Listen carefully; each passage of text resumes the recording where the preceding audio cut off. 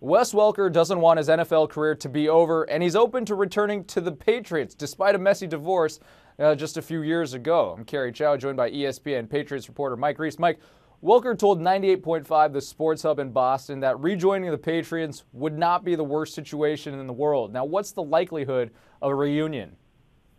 Well, Kerry, I would say right now it's unlikely, but as we see around the league, a couple injuries and that picture can dramatically be altered. And a good example, right on the Patriots roster, I don't think many people would have thought that linebacker Brandon Spikes would have been re-signed after he had his own messy divorce with the Patriots following the 2013 season, but the Patriots brought him back because they ended up with a glaring need at that position due to some players recovering from surgery. So let's just say, Julian Edelman or Danny Amendola, something happened to them at wide receiver for the Patriots.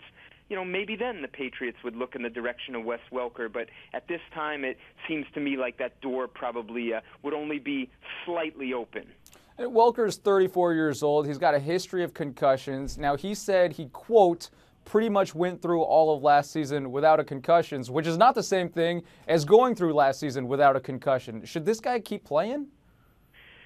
Well, Kerry, personally, I always sort of step back and it gives me pause to say, hey, this guy should step away, because who am I to say what someone else should do? I think you always are concerned for the well-being of anyone, and I think that's the one thing you don't want to see happen is a player go out because he wants to keep playing and then something happens to him and his life is forever altered because of it. A good example to me in a very similar situation is former Colts receiver Austin Collie, who actually spent some time with the Patriots 2 seasons ago. And part of the reason that teams seemed to be reluctant to sign Austin Collie was his history of head injuries as well, concussions, and the Patriots signed him, and in doing so, Austin Collie, if I recall, had to sign a waiver, Kerry, where, he basically, excused the team of any liability as it related to head trauma, concussions, head injuries, and that was sort of what led the team to be willing to take that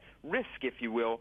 Perhaps Wes Welker, is in the same situation if he decides he wants to play, which he said he wants to do. Yeah, that's a great comparison. Mike, if not the Patriots, do you expect another team to pick up Welker? Well, we know he's had a visit or two. He was down visiting the Dolphins, and usually what that tells me, Kerry, is that he's on an emergency list. So I wouldn't rule it out at this point. I think it's clear that Wes Welker isn't playing at the same level he once did when he was racking up all those catches for the Dolphins and the Patriots and even the Broncos in his first year with them. But I think he's shown that in a pinch, he might be able to bail you out of a situation or two. ESPN Patriots reporter Mike Reiss, thanks as always for the latest on the Patriots. Be sure to check out the NFL Nation blog.